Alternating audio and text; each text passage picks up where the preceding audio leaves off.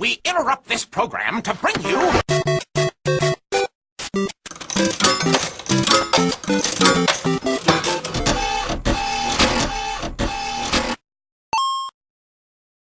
Good day. Today we will learn about knot tying. Knot tying is one of the most important skills a person could have. It is essential for survival, especially when people are placed in rough situations. Without delaying, let us learn the basic knots of knot tying. The first knot we will learn is the overhand knot. It is the simplest of the single-strand stopper knots, which can be used to prevent the end of a piece of a rope unraveling. To make an overhand knot, you must first make a loop at the end of the rope. Next, tuck the tail end through the loop and then pull the end to lock the knot. The next knot we will be learning is the figure 8 knot. The figure 8 knot provides a quick and convenient stopper knot to prevent a line sliding out of sight. With the tail, make a loop from the end of the rope, then continue around the rope before passing the tail down through the loop to lock the knot. The next knot is the half hitch. To make a half hitch, pass the end around the standing end and through the loop. Tighten into a half hitch, which is designed to take a load on the standing end.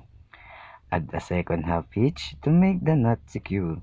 Half hitches can be made into 2s or 3s depending on the situation. The next knot is the bowline knot. This knot makes a reasonably secure loop in the end of a piece of rope. It has many uses. For example, to fasten a mooring line to a ring or a post. Under load, it does not slip or bind. To make a bowline knot, form a small loop leaving enough rope for the desired loop size. Pass the end of the rope through the loop as though making an overhand knot. Continue around the standing end and then back through the small loop. The next knot is the double figure 8 loop.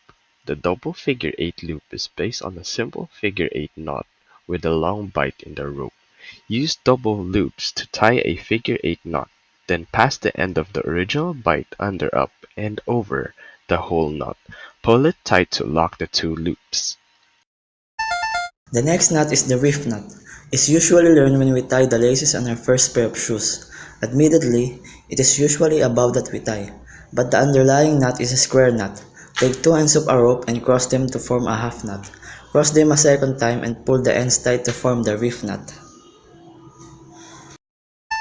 The next knot is the taut line. This knot can be slipped to tighten or loosen a line, then holds fast under load. Useful for lines that may need adjustment. To make a taut line, make a turn around a post or other object several feet from the free end. Curl the free end twice around the standing line working back toward the post. Make one additional coil around the standing line on the outside of the coils just made. Tighten the knot and slide it on the standing line to adjust tension. The next knot is a double overhand knot. The double overhand knot is nothing but a simple overhand knot with an extra tack inside the initial loop resulting in a larger form. When used as a bend, it serves the purpose of connecting two strands. To make a double overhand knot, fold a rope in half, then do the process of making an overhand knot.